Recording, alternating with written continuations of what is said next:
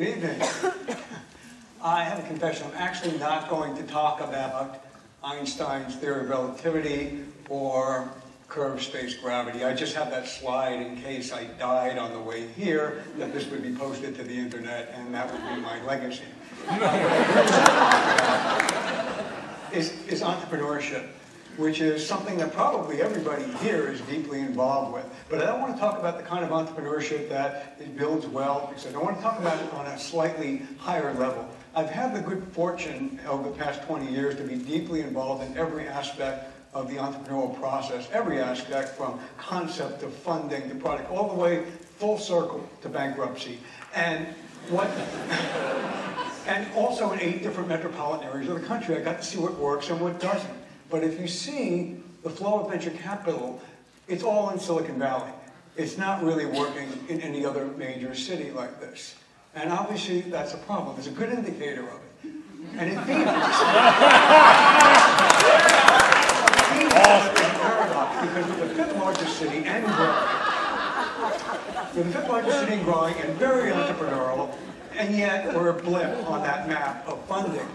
Okay, and there are smart people working on this. Really smart universities, government, are saying, what can we do? Maybe it's something missing in that ecosystem. Maybe it's tax breaks, maybe it's buildings, maybe it's seminars or something.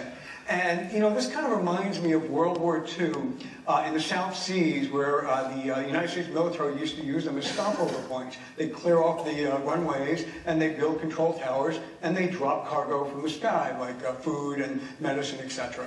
And the underdeveloped tribes there would watch this, and long after we left, they built planes and control towers out of twigs and wood, and then every morning they'd be out there doing the movements that they saw the military do, hoping that the cargo would drop from the sky. And they called that the cargo code. This actually existed. Well, unfortunately, in many metropolitan areas, that's what we see when they say, we want to recreate Silicon Valley in our area, is that they'll do incubators, business plan contests, bank loans or funding, or have consultants, etc. And the fact is that, yes, it's all the same movements, but this is not Silicon Valley, North Carolina is not Silicon Valley, etc. And that's because entrepreneurship is different.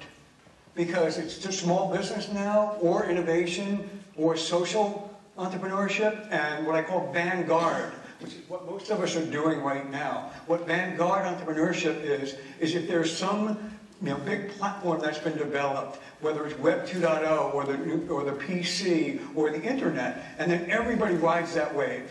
You get wealthy on that wave and you take it to the next level. But there's an inherent problem with that, is that you need to be near ground zero. You need to be where that innovation was. That's why you see everybody going to Silicon Valley to work on Web 2.0 or on the web or on the PC. So what do you do if you want to become Silicon Valley? You've got to take a different approach. And there he is, Einstein again.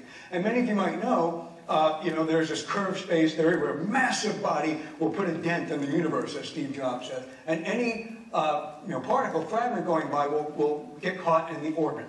And that's what we're talking about, brand new platforms here. So this is what happened in Silicon Valley with Google, eBay, Netscape, and caused all these orbits there, and spawned even like a PayPal, which spawned Facebook, by the way. Facebook immediately moved to Silicon Valley. So what are we going to do? Are we going to work on the same old things or do something different? And I'm going to suggest a new form of entrepreneurship, which I'll call metapreneurship. And what metapreneurship is something on a larger level, which is to create those huge platforms that empower all of us to do something greater, to have a whole new business, etc. And it's not going to come from technology. It's probably not going to come from technology. It's going to come from focusing on the human senses. In other words, giving people maybe amplified hearing, or ESP, even. We're not that far away from it, by the way. Okay? Or to empower people to be more expressive, but not just uploading a YouTube video. I'm talking about somebody's got that kit out there where you drink it, and your arms turn blue just for one night, and then come back again. And giving people new ways to express themselves and new insights. So I'm going to drop you a challenge, is that the world does not need another blog, another website, or another social network. Phoenix especially doesn't need it. What they need is that dent in the universe, some massive new type of application that we can all get behind. Okay, ball's in your court now. Thanks.